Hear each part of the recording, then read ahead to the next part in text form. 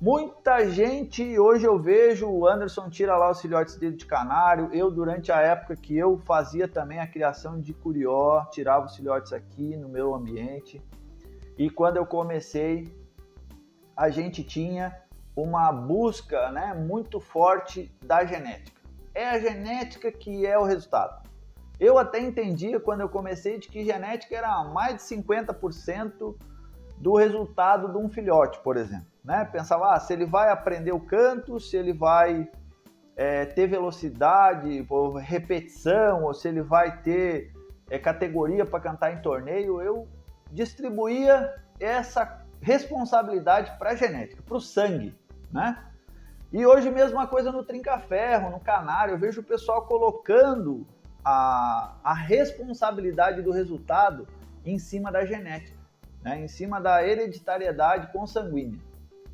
Pessoal, ela tem um percentual, quando você consegue encontrar, ou dentro do seu plantel, você descobre machos ou fêmeas que têm uma dominância em determinadas características que fazem com que aquelas características sejam transmitidas para os filhotes de uma maneira maior, né? Tipo, de uma maneira mais dominante, que a gente acaba chamando machos ou fêmeas de raçadores, né? Então, quando isso é algo predominante ou dominante, a gente pode até dizer que a genética acaba facilitando o resultado, né? Porque ela nos dá essas aves no plantel, que é raríssimo, né? Tem criadores que às vezes têm muitas aves e não tem algumas aves que ele sabe que 70%, 60% do resultado que ele quer aquela fêmea ou aquele macho vai transmitir, né? Então eu costumo dizer hoje, pessoal, que a gente quando quer imaginar o resultado do passarinho, a gente tem mais ou menos que entender que 30% da responsabilidade desse resultado vem da genética. Ela é importante, não vou dizer para vocês que não é importante.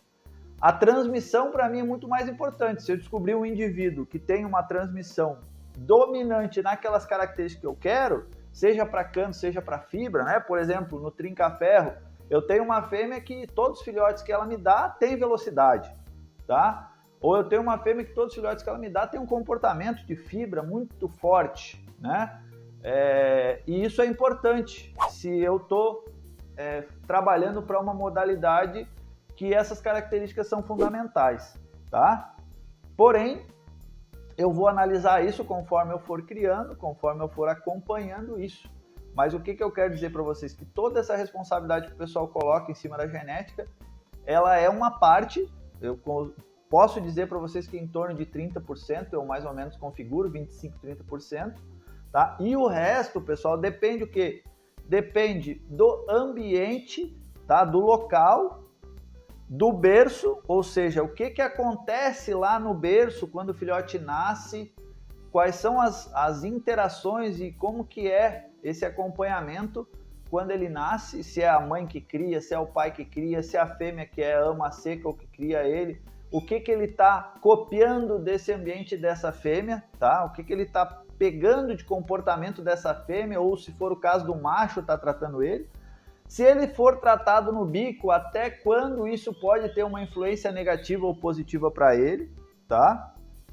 E o que é melhor entre esses recursos, certo?